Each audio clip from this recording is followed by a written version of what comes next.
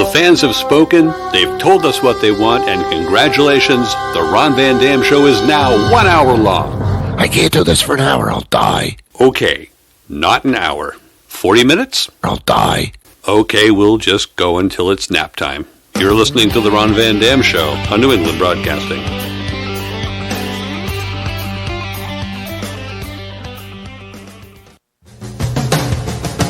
Good morning, good afternoon, good evening, good night. It's the Ron Van Dam Show. All right, whatever. Hold on tight, things can get a bit weird, if you like that sort of thing. Hey, welcome to the program. It is the Ron Van Dam Show. It's the Friday weekend edition, which bears no resemblance to the weekday, Monday through Thursday edition. Other than the fact that I just sit here and talk. But beyond that, there's no.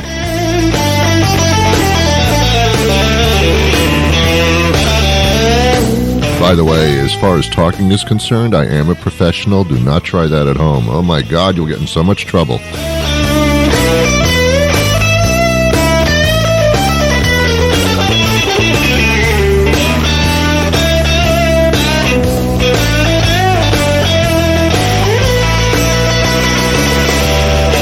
As I've said so many times on this program, this is the only talk show where I legitimately, on every single program, ask you how you're doing, and then I listen for a response. This is the only one, so I'm going to do that right now. Hey, how are you doing? Hello? Hello?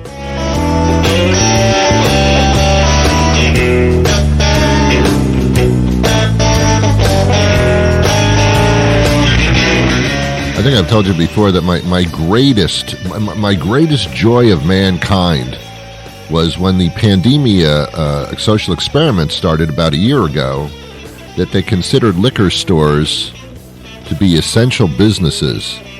I said to myself, you know, now they actually get it.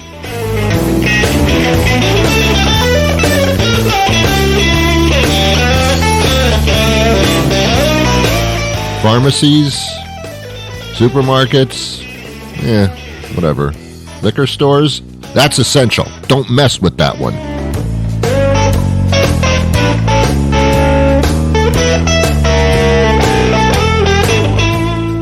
There's this one discount liquor store I go to where they always ask for an ID. They even know who I am. It looks like I own the place. And they always ask me for my ID, and I say to them, you know who I am, how old I am. Why you constantly ask me for my ID? And the girl behind the counter there, she says, well, by law, we have to see everybody's ID when we ring up a sale. You can come in like 2 minutes later, and I still have to see your ID again. And I said to her, that's what's wrong with America. She said, what's wrong with America? The bureaucracy? I said, no, you're what's wrong.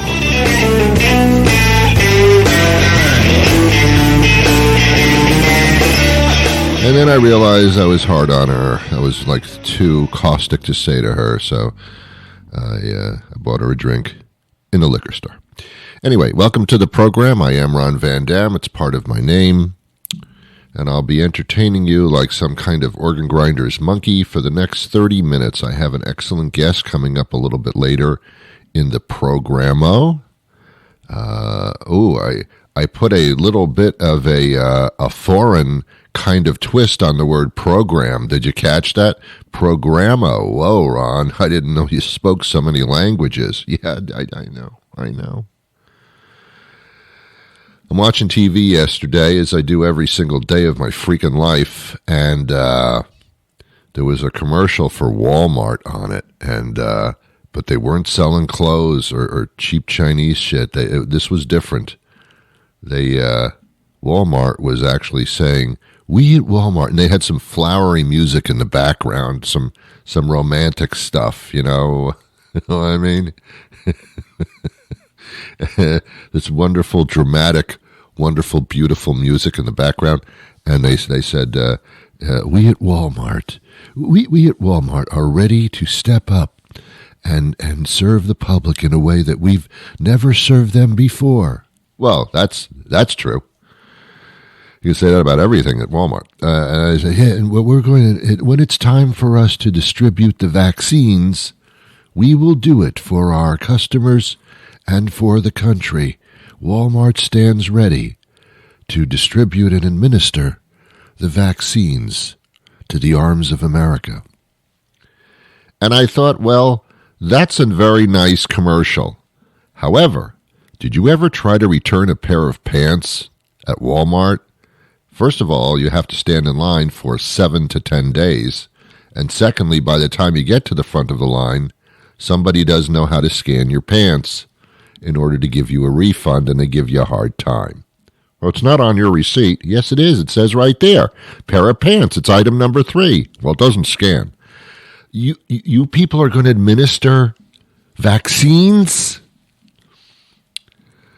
The other part of it is, once you get, excuse me, my phlegm decided to visit my throat momentarily. A little stop by, a little drive through. Once you get the vaccine, that's the topic of conversation. You know that. You're going to talk to your friends. You're going to go online, and you're going to, take Instagram pictures of your arm and stuff like that. You're going to, make a whole big thing about that you just got the vaccine. How in the world can you tell your friends and family and everybody that you've run into that you got the vaccine at Walmart? I mean, who would admit that? You don't admit something like that. That's in shame. CVS also says that they are ready when called into action to administer the vaccine. And I think in some parts of the country they're already doing it. To which I say, how long is the receipt on that one? CVS administering the vaccine. Oh my God. Did you ever try to pick up your prescription from CVS? Oh, what's your date of birth? What's yours? Why can't I ask you when you were born? What's your date of birth? Yeah, I like to get a box of chocolates for my girlfriend. Oh, okay, very nice. What's your date of birth? No, wait a minute. This is going too far. What's your date of birth? I guess that's how they file everything, according to your birth date. Come on, man. Cut it out. What's your date of birth? How old are you? Do you remember your first sexual experience? How often do you do it a week? I mean, with somebody else. What's your social security number? What's your routing number on your checking account? Serious. What's the real color of your hair? Come on, man. I just want to buy some aspirin. What's your date of birth? Oh, God. You ask more questions and... never mind. What's your date of birth? Anyway. Welcome to the program. I am Ron Van Dam. It is the Ron Van Dam Show. If you haven't been here before, where have you been, first of all? And secondly... what are you doing here now? What are you doing? Hey, what are you doing? Put that down. Hey, what are you doing? Don't touch that. You break it, you buy it. What's your date of birth? All right. So, Walmart ready to distribute the vaccines in aisle number 7, right next to the cleaning products. I'm telling you something. Walmart does not even ever have in stock my printer ink. I mean, seriously. I have HP 63 is what I'm looking for. If you happen to see it anywhere, shoot me an email. HP 63. It's one of the most common printers, but that's the cartridge that I need, the 63. And every time I go into Walmart, they seem to never have it because it is so popular. To which I say there's a resolve for that. Next time you place an order for it, Walmart, order more. Apparently it flies off the shelves. Didn't realize that, did you? What's your date of birth? Who's in their ordering department? We never seem to be to have any HP 63 on the shelves. Well, I have to wait for the next order to come in. Why don't you just order like 3 times as much if it moves so fast? Hey, don't tell me how to do my job. Okay, whatever. Easter's coming up soon, huh? I don't know when it is. Sometimes it's at the end of March, sometimes it's in April. That thing just floats around.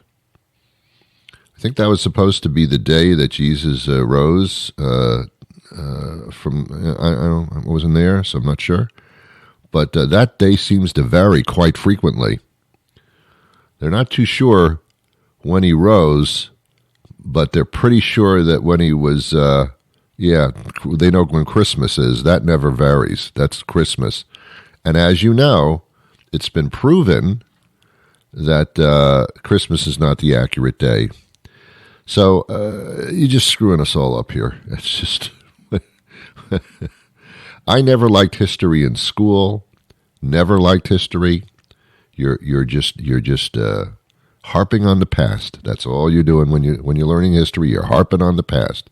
Ron, you can't go forward without looking behind you. It's not what they say. They say don't look back, only look forward. So why do we have history classes at all? Well, Ron, can you name all the presidents? No, but I know their birthdays because I work at CVS. Did you know there was a President Taft? Millennials have no freaking idea. You know why? What does it matter? How does it affect me? I guess not at all. There's only a few presidents that you have to know about. George Washington, he was the first. He was the first white president. Lincoln, he freed the slaves, apparently was a big deal. And then Trump, who you never want to go through that again. I mean, other than that, I don't know what we have to look back on. I just don't know. All the presidents are the same. Obama was a big deal, but people don't want to talk about him. I think he's still cool. The guy smoked cigarettes while he was president. Let me tell you something. I don't smoke. But if I were the president, I'd be shoving those packs in my mouth like there's no tomorrow. I would need some kind of crutch. Seriously?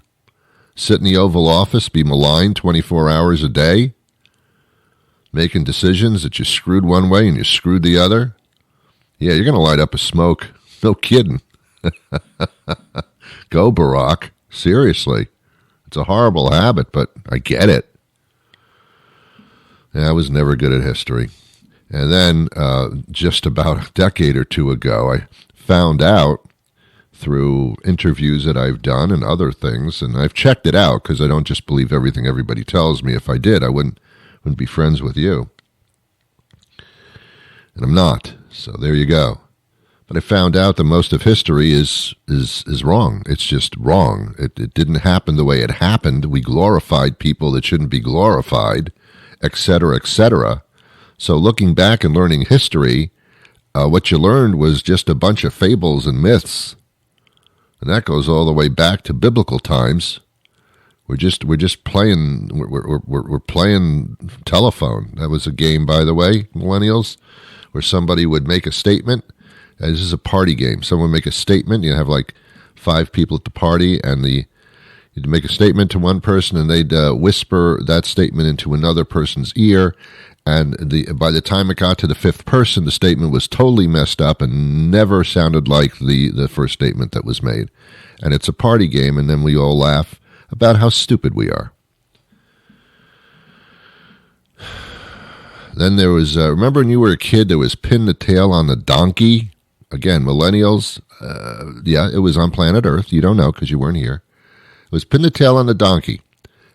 Somebody's mother would take a gigantic picture or poster of a donkey, which everybody has hanging around their house. Takes a couple of thumbtacks and posts the thing on the wall, and then you give these little 3, 4, 5-year-old kids sharp little objects and blindfold them spin them around so they don't know where they are, what direction they're going in, and let them loose with a pointed object pointing outwards and let them wander around the room. There could not have been a stupider game ever created. But for decades, kids played this with party hats on. It's the one game that you shouldn't... Some sadomasochist came up with this idea, and it became popular. And oddly enough, we didn't need the internet or social media to spread this stupid party game. And I didn't call it pin the tail on the donkey. I called it confused kids with sharp objects looking for an ass. I mean, that's really what it was. Craziness, isn't it, man? And I call you man, not knowing your sexual desires. That was a whole generation too, kids. Yeah. I think it was in the 50s or something, 50s and 60s, I think it was, that everybody was man. Hey, man, how you doing, man? Hey, you're my man. Where's my man? Hey, where's the man? Hey, man, you got it, man. That's so cool, man. Everybody was a man. I think this went all the way up and through the 80s, I think. Hey, man, who's your man? You're my man. You're my man. Whoa, this is like this man obsession. And women are just standing there with their mouths hung open going, what the hell's going on here? You're my man? Hey, I'm over here. I'm over here. I'm a woman. Whereas I'm your woman. No, you know what that turned into? It was never I'm your woman. It's I'm your bitch. Hey, bitch. I'm your bitch. Where's my bitch? Where's my bitch? Wow. We are a weird society. I got to tell you something right now. We pick up on the strangest things. And then we make them normal. We are weird people. You especially. Hey, man. Our president, Joe Biden, whom I happen to love in a perfectly acceptable manner, I think he's wonderful. I think he's exactly what we need right now, which is the opposite of what we had before. That's all we need, the opposite. Biden uses the phrase man all the time. Biden grew up in a different time frame than most of us. And he calls his, hey, man, you got on. But when he does that, I feel comfortable for some reason. I feel like I just, he's Uncle Joe. He's just Uncle Joe. And when he uses the phrase man, it's just like, wow, okay, all right. Anyway, that's as political as I'm going to get today. All right, my guest is coming up very shortly. Not to say that my guest is short in any sense of the word. I don't know how tall my guest is, although I do know my guest's birthday, because that's a requirement before you can be interviewed on this program. Did you know that? Oh, yeah. Oh, yeah. I'll fool around with that stuff. Oh, it's the weekend, isn't it? Oh, God, who cares? Who cares it's the weekend? Do you care? Doesn't make any difference anymore. Saturday looks just like Tuesday. Only it's spelled differently. What's the difference? That being said, my guest joins us right after this. Everyone's doing a chicken sandwich these days, but nobody does it quite like Burger Guy. Introducing Burger Guy's new all-beef chicken sandwich. It starts with 3 of our signature paper-thin patties and a hearty helping of our something-like cheese sauce on a delicious day-old bun. So what makes it a chicken sandwich? Well, every Burger Guy all-beef chicken sandwich is topped with a crispy Cajun spice free-range chicken beak. It's the tastiest part of the chicken. Science tells us so. The new all-beef chicken sandwich.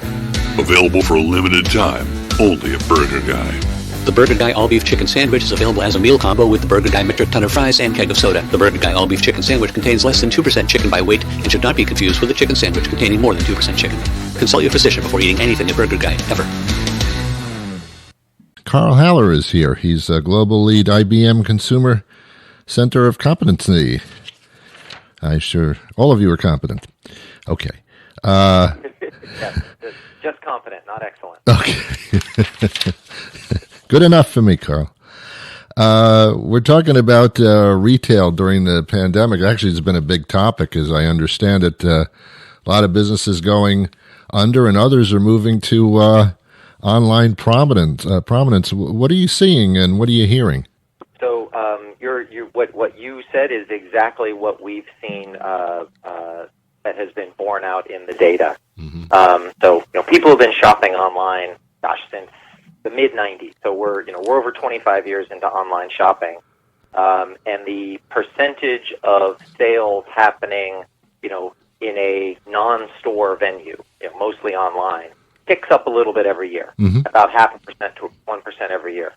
Between March and April last year, it grew by almost 5 percentage points.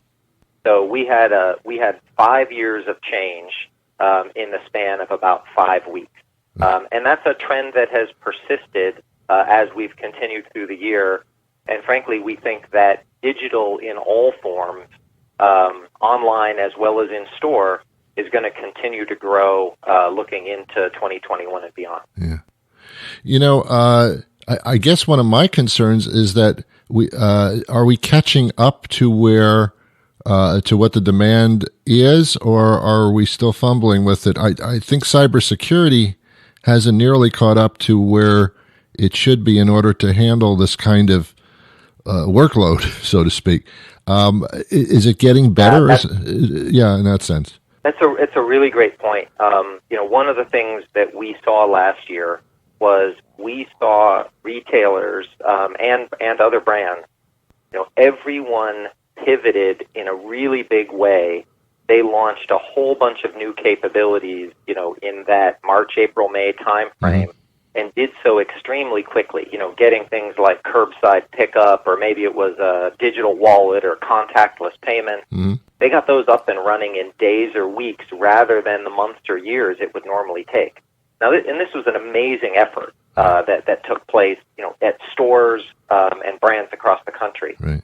But in some cases, it required kind of MacGyvering the solution together. Yes. So one of those things we're seeing in 2021 is we're seeing retailers go back and kind of rebuild, re-architect some of what they did last year, with an eye toward doing it, what we'll say in the right way, in the way that so it will last longer term, so that it has the right security and right controls and right protections for people around it. Yeah.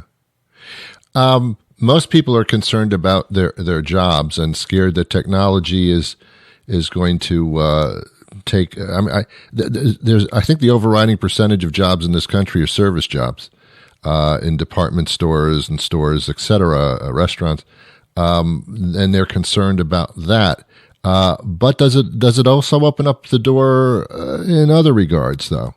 Yeah, it definitely does. I think we're just as humans. We still crave some level of personal interaction and some level of face-to-face interaction. Yes. I think, frankly, after being cooped up for the last year, a lot of us are going to be craving face-to-face interaction. I agree. In a much bigger way as things really start reopening. Yep. But there are areas where technology and humans work together. Like think about calling into a customer service line.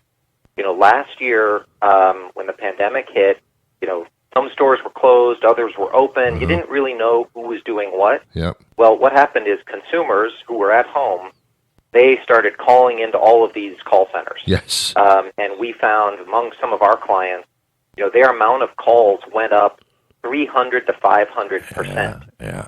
The retailers couldn't keep up. Yeah. And for anyone who was trying to call the local grocery store, yeah, if they could get through, the wait times were super long. Amen. So what a lot of retailers have done, they've turned to what we call virtual agent technologies. powered by IBM Watson. So this is essentially an automated customer service agent, but one who's actually has a level of intelligence, who can understand your question, respond in natural language, shift from voice to chat and back to voice if you need to.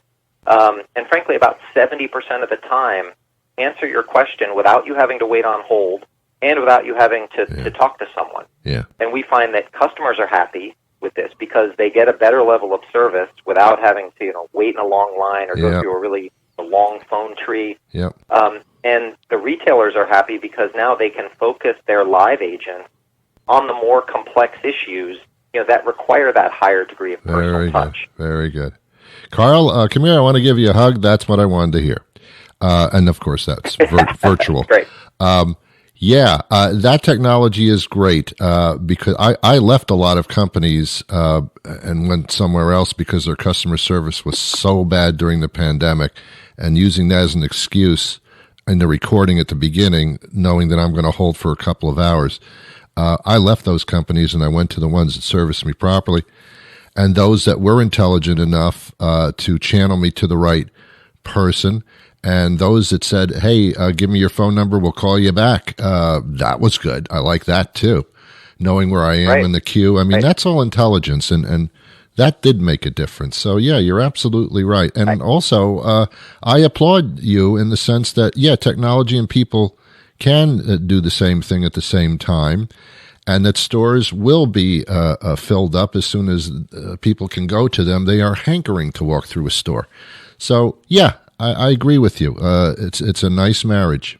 Yeah, we believe in the same thing. I think one of the questions we do get asked a lot is, what's the role of technology? Is it just replacing humans? Mm-hmm. And especially when it comes to like more advanced technologies like artificial intelligence and or AI. Yeah. And we often refer to it as augmented intelligence as much as we do artificial intelligence. Yeah. Because really, it's the idea of we would all love to have kind of that, personal assistant, if we're doing things with data or if we're doing things that, whatever job we have, wouldn't it be great to have that personal assistant that's kind of in your head, knowing what you need and respond at a moment's notice, and does all of that searching for things for you. Right. That's really how we are seeing some of our clients start to leverage technology to help the skilled knowledge workers that they have, do their jobs, in better, more effectively, and sometimes in ways they hadn't actually thought possible. That's amazing. Well, this is great information. Actually, ladies and gentlemen, we have not been talking to Karl. This has been Watson the computer, and that's an example of how I'm kidding. I'm kidding. It's really Karl. Watson's answers probably would have been better. No, you responded quite quickly, to be honest with you. Karl, thank you so much for your time today. Where would people go for more information? They can go to ibm.com/retail. And if there are any small businesses listening, and I'm sure there are, you might want to get involved in this and get some more information to better service your customers, because that's the game right now. Thank you so much for your time. I appreciate it. Well, that'll do it for me today. You have been just adorable. You are... words cannot describe your personality, so I won't bother. There's some horrible things going on in the country right now, weather-wise. Oh, my God, there's like a long-lasting storm that's stretching from New England all the way down through Cuba. I mean, what? That's a long storm. And then there's a storm, which was, I guess, part of this thing that hit Texas. Oh, my God, Texas has its own power grid, as you've probably heard on the news. And it failed completely because in Texas, they got an ice storm and all that stuff. And it shut down their entire infrastructure. And I'm not just talking about buses. I'm talking about power. They're just starting to get power back after 3-4 days of no electricity, temperatures like 10 degrees and below in Texas. Seriously? Frozen cactus? I've never heard of that. Yeah, they haven't either. their whole grid structure just went down and froze. And now, as oh my God, pipes bursting, because pipes weren't made to put up with that kind of temperature in Texas. Pipes bursting and homes being flooded and people freezing to death. Literally, I'm not kidding. That's not a phrase. They're freezing to death. They weren't prepared for something like this because it just doesn't happen in Texas. So, yeah, I know. And then you've got some representatives in Congress. One of them got on a plane and took his family to Cancun while his the people he represents are freezing their asses off and dying. And, yeah, I won't say who the senator was, but you can probably imagine. Ted Cruz. They found the texts from the senator's wife saying, we don't have any electricity and it's freezing in the house. We're going to go to Cancun. I mean, whoa, that's not right. You're not supposed to get on a plane and take your family to Cancun while the people who voted for you are freezing and dying. That was not good. That was not good. Okay, I won't say who it was. Google it yourself and find out. You won't be shocked. Ted Cruz. Ladies and gentlemen, I'm out of time for today. I'll be back again on Monday with a brand new show. That's not a promise. That's a threat. And I hope you join me then, because I'm looking forward to it myself. And that makes all the difference in the world. Have yourselves a wonderful day and a wonderful weekend. And until next time on Monday, where you best show up, you best be here, man, I wish you peace.